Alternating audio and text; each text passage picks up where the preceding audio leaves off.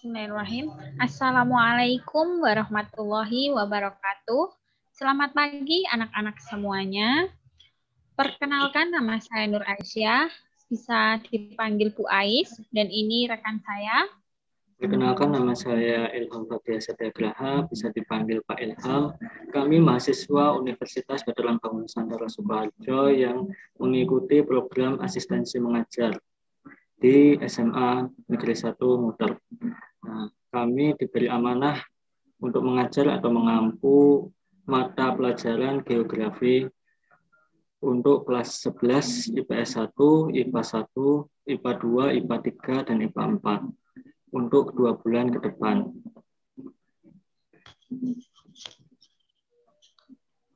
Sebelum kita masuk ke materi, alangkah baiknya kita terlebih dahulu doa bersama-sama supaya mendapatkan kelancaran dalam belajar.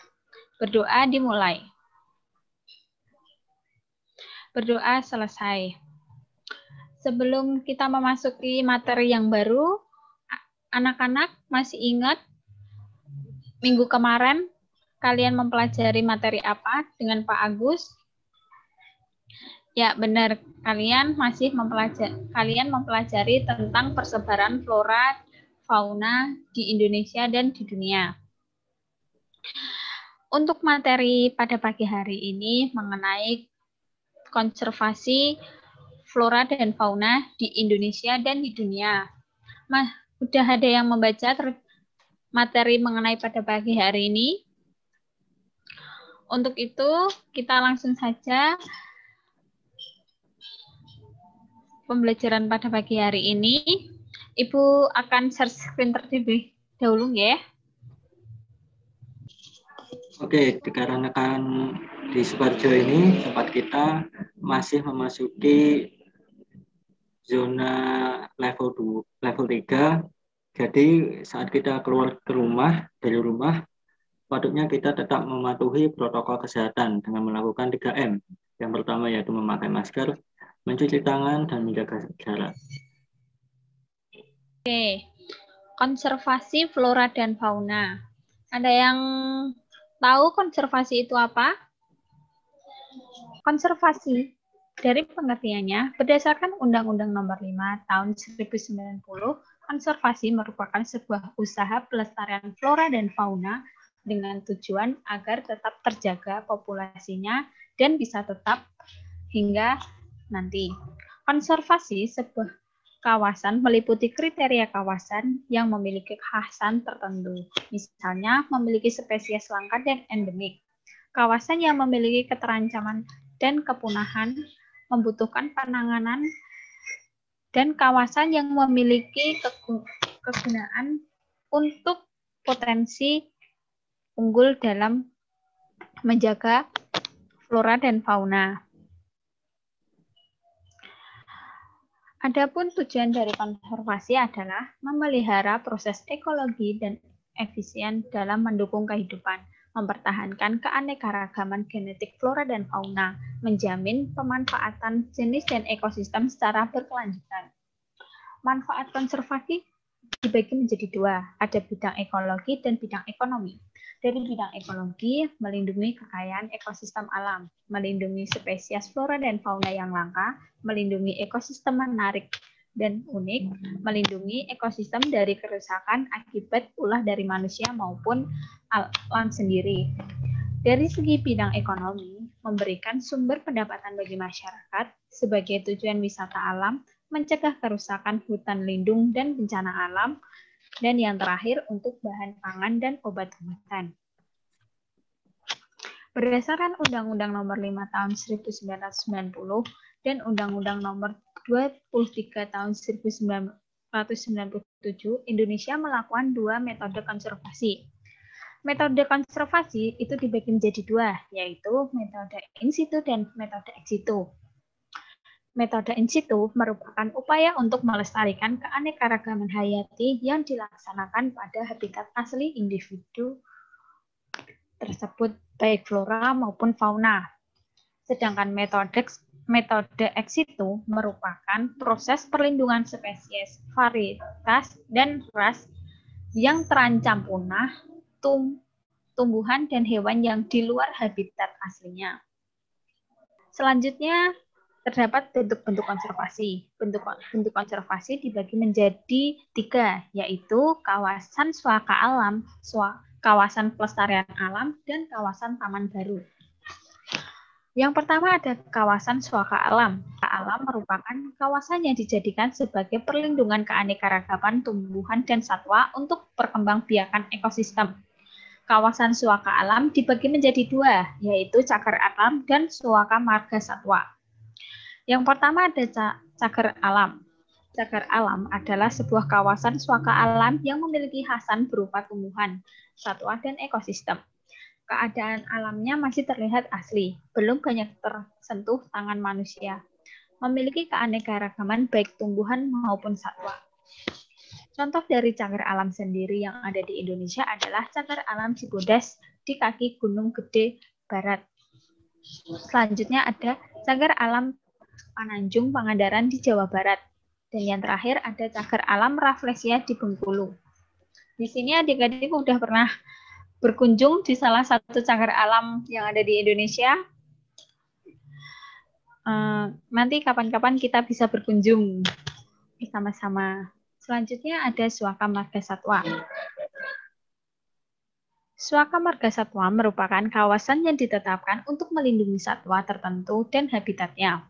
Kawasan ini memiliki keanekaragaman dan populasi satwa yang tinggi, atau sebagai habitat salah satu jenis satwa dikhawatirkan akan punah. Berikut suaka marga satwa yang ada di Indonesia. Suaka marga satwa Gunung Leuser di Aceh merupakan suaka marga satwa terbesar di Indonesia. Hewan-hewan yang mendapatkan perlindungan di tempat ini antara lain adalah gajah, badak Sumatera, orang-utan, tapir, harimau, kambing hutan, rusa, dan burung. Suaka marga selanjutnya adalah suaka marga satwa Baluran di Jawa Timur. Tempat ini untuk melindungi banteng, macan tutul, kancil, kucing, bakau, dan anjing hutan. Selanjutnya ada suaka marga satwa Pulau Komodo yang berada di Nusa Tenggara Timur untuk melindungi biawak, komodo,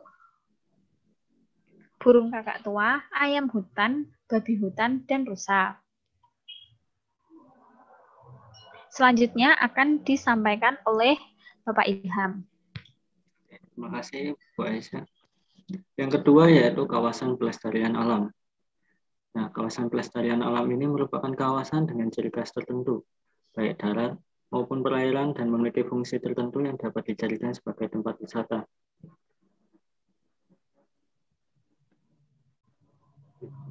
Yang pertama yaitu Taman Nasional.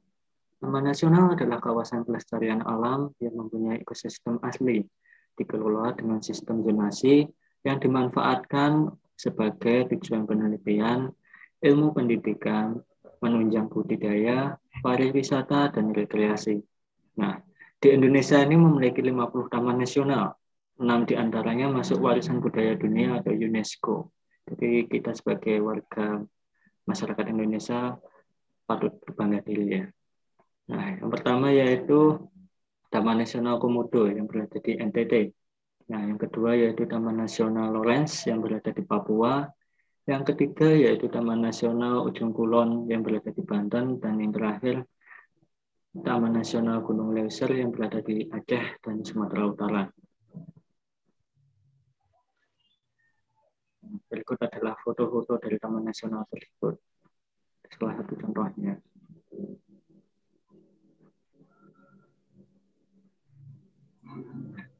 Yang B ada yang kedua yaitu Taman Hutan Raya atau Grand Forest Park.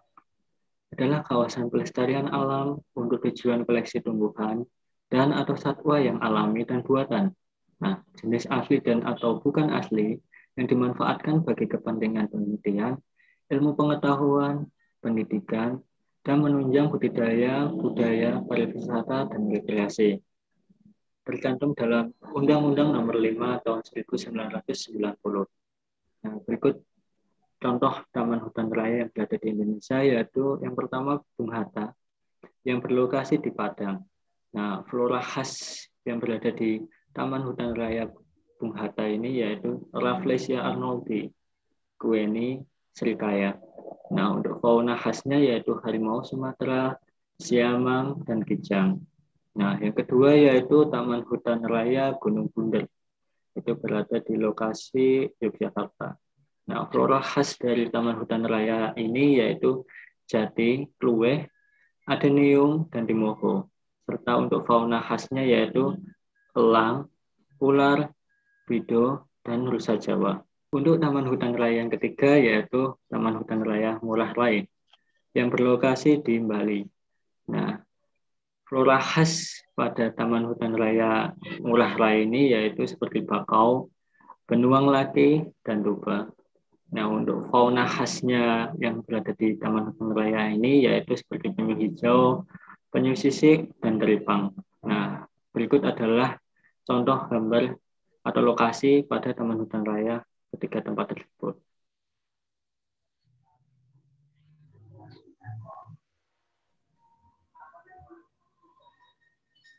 Yang ketiga yaitu Taman Wisata Alam. Adalah wisata kawasan pelestarian alam yang utamanya dimanfaatkan untuk pariwisata dan rekreasi alam. Tercantum dalam Undang-Undang Nomor 5 Tahun 1990 atau suatu kawasan alam yang tidak hanya digunakan sebagai konservasi saja, tetapi juga sebagai hutan wisata dan rekreasi alam. Nah, contoh dari taman wisata alam ini yang berada di Indonesia yaitu yang pertama Air Hitam, berlokasi di Bengkulu, di Sumatera. Nah, flora khasnya yaitu Rafflesia arnoldii dan untuk fauna khasnya yaitu penyu. Nah, untuk yang kedua, Taman Wisata Alam Grojogan Sewu. Ini sebagian dari kalian mungkin sudah pernah ke sana ya. Ini berada di Karanganyar. Lokasinya di Jawa Tengah.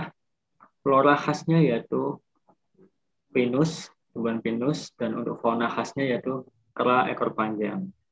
Oke, untuk yang ketiga yaitu Taman Wisata Alam Pelandangan yang berlokasi di NTB, Nusa Tenggara Barat.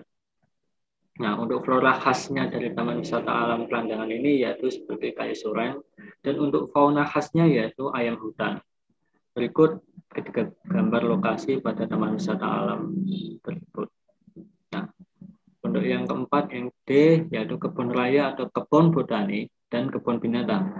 Adalah kawasan flora dan fauna yang dijadikan sebagai tempat untuk penelitian, perlindungan, dan rekreasi. Nah, umumnya ditempatkan di lokasi yang mudah dijangkau. Yang pertama yaitu Kebun Raya Purwodadi yang berlokasi di Jawa Tengah.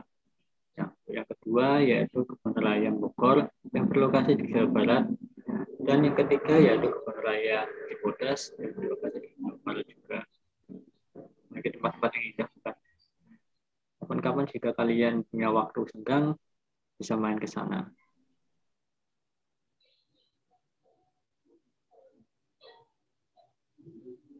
Oke, yang ketiga yaitu kawasan Taman Buru.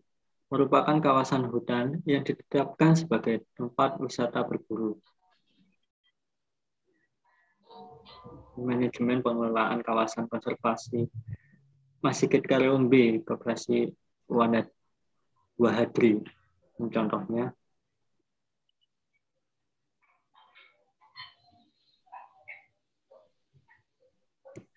Kemudian konservasi alam di dunia. Kita akan memasuki konservasi alam di dunia. Yang pertama contohnya yaitu Taman Nasional Northeast Greenland yang memiliki luas 927.000 km persegi yang juga termasuk sebagai terluas di dunia. Nah, pada Taman Nasional ini memiliki berisi beruang kutub, walrus, rubah Arktik, burung hantu salju, dan lembu kasturi, dan lain-lain. Yang kedua yaitu konservasi Laut Chagos, memiliki luas 545.000 km persegi, bagian dari wilayah Samudra Hindia, Inggris. Kemudian yang ketiga yaitu kawasan lindung Poinik atau Kiribati, merupakan cagar laut terbesar di Samudra Pasifik yang memiliki luas 408.250 km persegi. Nah, dan untuk yang terakhir yaitu nomor 4, Great Barrier Reef atau tebing karang ya, itu berada di Australia, berisi biota laut yang eksotis, memiliki luas 345.400 km persegi. Ini gambar-gambar lokasi-lokasi tempat-tempat tersebut, jadi bagus-bagus ya. Kalau punya kesempatan ke luar negeri, kalian bisa main ke sana. Bisa berkunjung. Oke. Untuk yang terakhir yaitu ada tugas untuk kalian. Tugasnya cuma satu, yaitu jelaskan pengertian in situ dan ex situ. Nah, dan berikan satu contoh dari in situ dan ex situ tersebut. Kalian bisa dikerjakan di buku tulis dengan tulis tangan, lalu difoto dan dimasukkan ke Google Classroom. Nanti untuk linknya bisa Bapak berikan atau Bapak cantumkan di Google Classroom kelas. Nah, terakhir dikumpulkan pada hari Senin 11 Oktober 2021. Itu dengar Pak Bung ya. Ada tambahan Bu Aisyah? Untuk sesi tanya jawabnya bisa di WhatsApp group. Dan untuk kendala-kendala lainnya, ada yang masih mau ditanyakan? Nah, karena ini waktunya sudah habis, untuk itu jangan lupa mengerjakan tugas yang sudah kami berikan. Dan untuk materi selanjutnya jangan lupa dipelajari mengenai persebaran flora dan fauna di Indonesia dan dunia. Sekian dari Ibu dan Bapak, kurang lebihnya kami mohon maaf. Wassalamualaikum warahmatullahi wabarakatuh.